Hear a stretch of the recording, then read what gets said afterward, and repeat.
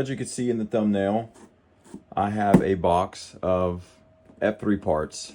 These are going to primarily be from a 2343, 2353, and a few odds and ends in between. This will be a multi-part series that's going to involve picking out the best parts of what we have in here that will ultimately result in a super puller, so to speak. It's going to be a ABA with 2 powered A units. That's going to be combined 4 motors. I chose to go with a 2343 chassis system simply for the magnet traction feature. And hopefully at the end of this, we're going to have a super puller that's going to be modeled after the 2245 Texas Special scheme. So we're going to start with all 2343 Santa Fe parts. It's taken me a long time to sort of compile these parts from different projects. I've wanted to locate a pair of what I would say damaged shells that would make good candidates for repaint, refurb. I couldn't bring myself to sand down and refinish a nice pair of 2343 shells just for the sake of historical purposes and just that scheme being really awesome, and I couldn't bring myself to damage any of those shells. So without further ado, tonight's video is going to be going through my box of parts, sharing with y'all what I have, and then maybe picking out some of those parts to start putting our I guess parts inventory together. And then going forward in the later videos, we'll be cleaning these parts off, refurbing these parts, replacing parts that are worn out, so that hopefully with an end product we have something that's just as good, if not better, than new in its own unique way. And that will be again in that super puller. So without further ado, I'm going to go ahead and tear into this box. There are a lot of Ziplocs in here that are going to have some just pretty odds and end parts, nothing super crazy. So I'm going to get through that pretty quick, and then we'll get down to kind of the nitty gritty, the shells, the frames, the motors, the side plates, the whole 9 yards. So again, most of these bags are going to be your grab irons. It's going to have some of your insulator pieces for the motors and for the horn. It's going to have some of your truck shields along with the hardware, some horns, some other items in there. All your necessities as far as the small items go. We're gonna have some of your bearings for some of the motors. We'll have some of your brass holders for your worm gears that are in there. Ton of windshields, number boards. I don't know if you can see that. You have your 2343 number boards, your windshields. Looks to be brackets for the windshields. Some other hardware in this bag. That's our E-unit. We'll take a look at both of those in a minute. And some of another little horn bracket here. Nothing real crazy.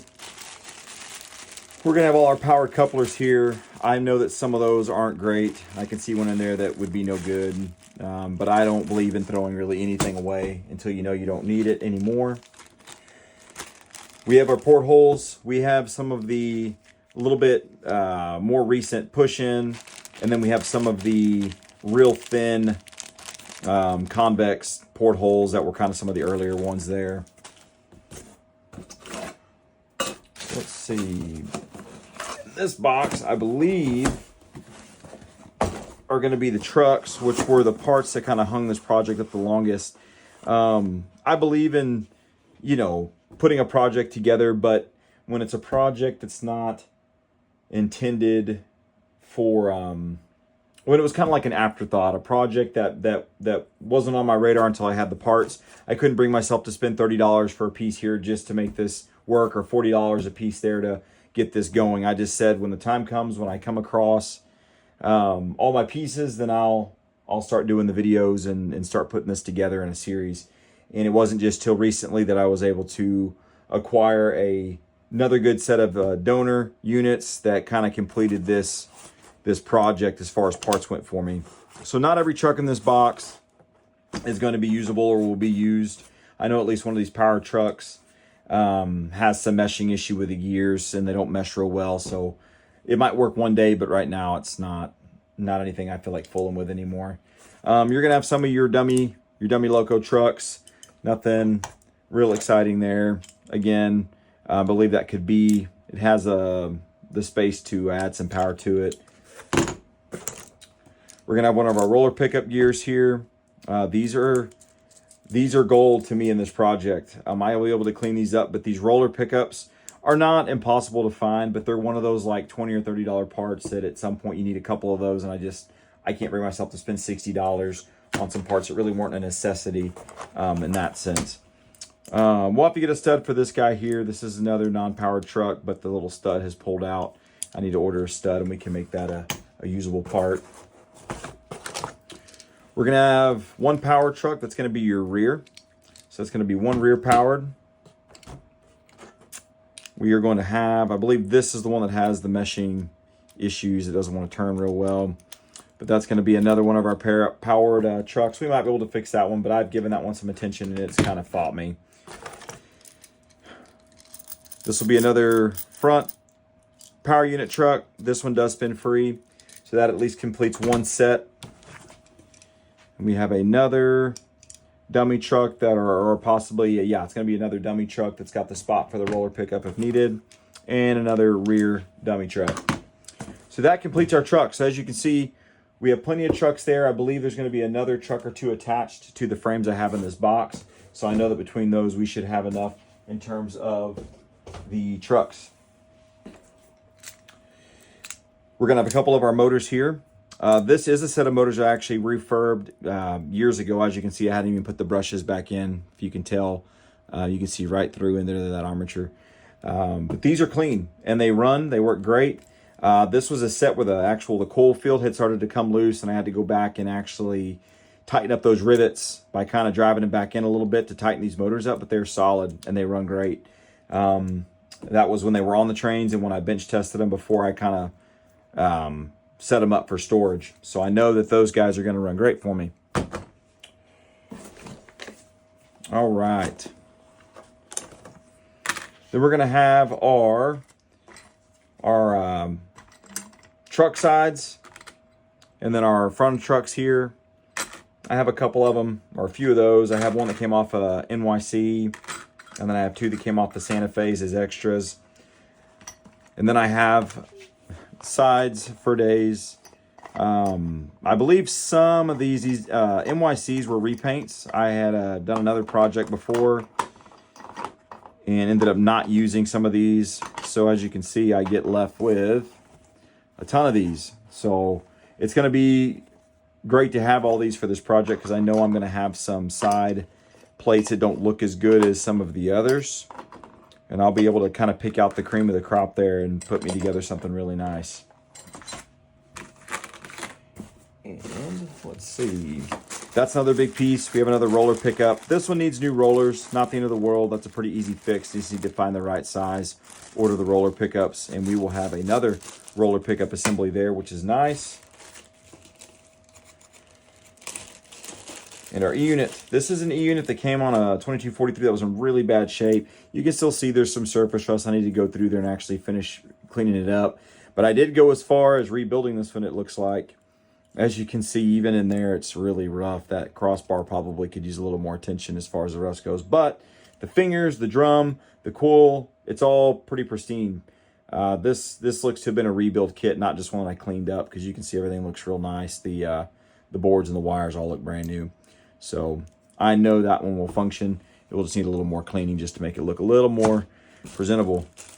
I have plenty of extra fingers that I think I've gone through. One thing I like to do, a lot of guys will refurb their E-units and they'll just throw the old fingers away. They won't really try to straighten them or see if they're any good. They'll just kind of replace them and go from there, which nothing's wrong with that. But again, I'm a real big believer in not really throwing anything away. And if it can be used, then try to save it for another project. And these were the original fingers. And as you can see, I've actually gone through and I pulled the old wires off and soldered new ones onto the contacts. And all the fingers look good. They're all still concave. They all still look nice and round, and they can be used if you need one. Same thing goes for your two-finger assembly. That one looks like it's a little bent. Maybe you have to fix that one. But, again, didn't throw it away for whatever reason. Have an old drum. That one probably might be broken or... No, it looks good. So that could be a usable drum for another E-unit if needed. So we'll put those back in their bag. Put it with our pile of parts here. All right, frames. Got a few of them here. The others are on the truck. So this is actually a 2243 frame from a really bad off unit, dummy unit, and needed work. Both of the painted frames you'll see in this silver were in really bad shape. Again, part of this project that I really like is that a lot of these parts came from really abused 2240 or 2343s, and the whatever respective units these parts came from. And that's one of my favorite things. I don't believe in cannibalizing really nice, examples of these units. Generally, these parts are going to come from things that were in really poor shape. Poor shells, wasn't treated very well, and needed a lot of work, which was the reason they were broken down, and the parts needed to be gone through. So this was a painted frame. As you can see, it looks really good. I've already gone down. I've ran this on something, or at least tested it, because I've ground down the spots where the motors need to be grounded for proper connection. And at some point, I'm assuming I had this running with something. So this was part of, I think initially this was going to be a 2343 rebuild, just kind of a refurb, repaint. Ended up making a really nice set of black bonnets. So I think some of the other frames I was using, I may have just repainted those black and went with those.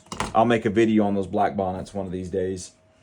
An NYC frame, obviously I've not redone that one. That was from an NYC project I had done, and ended up with an extra dummy frame. All right, so this one feels like it might have some motors in it. So we'll leave that one till the end. That might be a whole unit. All right. Oh, here goes the truck. That's a rear dummy truck. So another rear dummy. And then we have, just a basic old dummy shell. This was a set that was initially, I was going to consider this for a repaint, but I don't remember where I got these.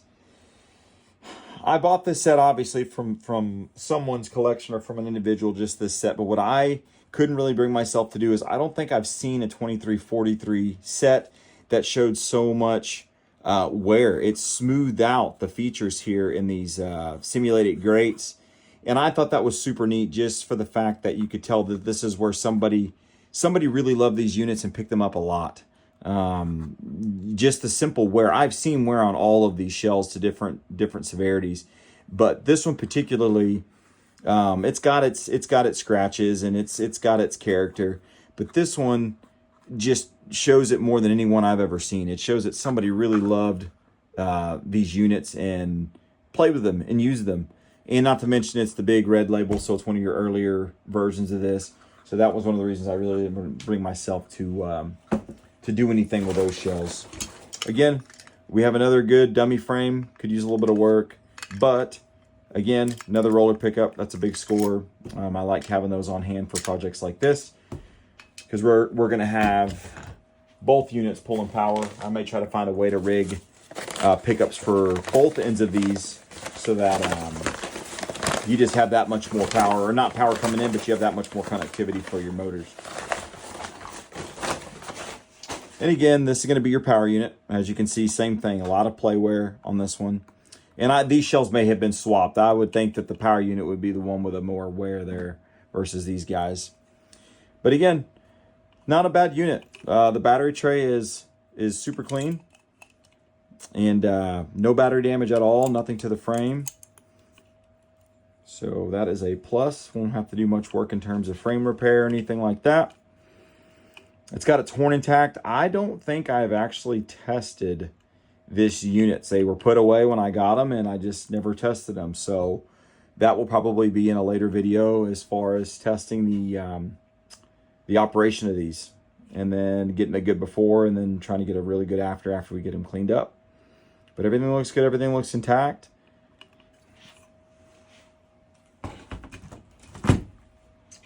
All right, we'll put that one there. Put that one there. Let's see what we have here.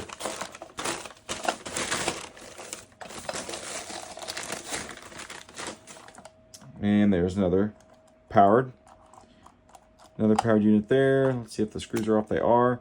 So this looks to be from a 2353. It looks like it has the E unit for both motors on the frame. And I do have a B unit that's got the horn and the relay in that one. So this will be our 2343 as far as that goes. So another good unit. Needs the field wire hooked back up. Not a big deal. Again, another 2 motors. So that's already, it has us an extra set of motors there. And last but certainly not least,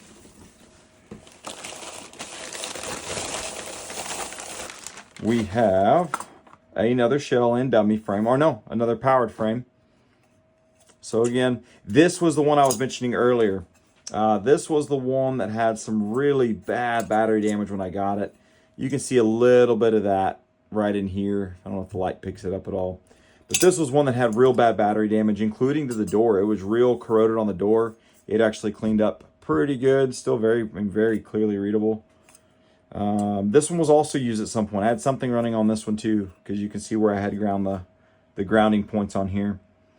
But this was the 2 frames I had painted. So I had a project for these 2 at some point, which means that these will probably, so I don't have to paint those original frames again. I could probably use these for that Texas special. The paint shades may not match up exactly at the end of the project, but they will come out great nonetheless. I'm sure of it. And that's your other shell there. Again, these shells are all really awesome. And so that you may be thinking like, well, you have all your stuff, but what are you going to use for your actual frames or your actual shells? I mean, and that is where these guys come in. This is the set of 2353 shells I just recently picked up. These came from a pick here locally. I'm here based out of Texas, so picks are far and in between. So to find a pick for trains at all is pretty awesome. And then on top of that, when you find some real beat up shells that will make good project candidates is great. And then what makes it even better, icing on the cake, is that I got that 2353 unit that you just saw. Obviously the shells that came with it, the horn and the relay are in here. And I got all of this, including the B unit, for about $15, which even for something in this shape is just an absolute steal. And again, the price has to be right for me to do projects like this. This is a culmination over 3 years of F3 parts. Between repairing my other ones that I have on display and whatnot, this has taken about 3 years to compile all these pieces. As you can see, despite the really rough exterior condition, there is no battery damage. Extremely clean battery compartment. And just looks like it's kind of sat. It needs to be cleaned a little bit. It's got a little bit of oxidation on some parts here and there, but we can clean all that up no problem. So there is that. And again, your shells. Really, there's not any damage. There is just really bad paint loss and scrapes. And these Santa Fe decals, they always hold up so great despite their rough lives. I have sanded down one set of Santa Fe shells before for a black bonnet project, and these decals from factory are thick, and they were built to stay. Obviously, you always lose your details on your doors and things like that on the front, but that's just because there's recesses behind them. But them decals, they are there to stay. But these do not have the screen tops, obviously. This was a little bit later on down the road in Lionel's production. You lost the front grab irons. You lost a few little details here and there, but for the most part, you still have your side ladders.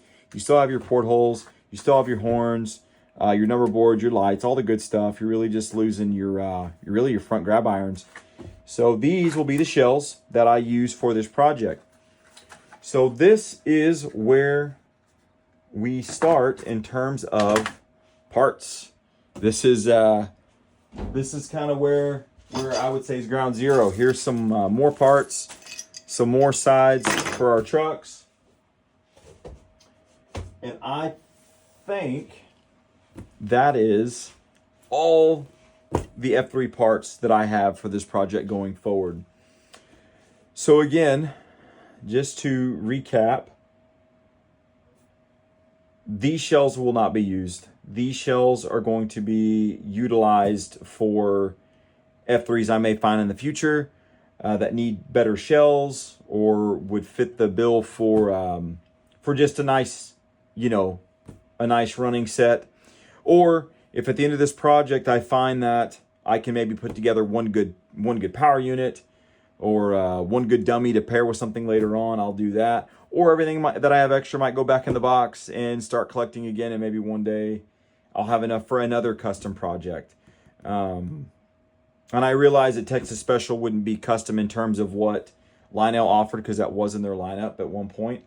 But the difference is going to be that it'll be a ground up build, painted by me, decaled by me, rebuilt by me. And we're going to do... we'll do some testing again in later videos. I'm hoping at the end of this project, we'll be able to test a dummy AB unit with a powered unit and see how many cars it can pull. And then throw our contraption together with 4 motors, all magnet traction, and see what we can pull head to head.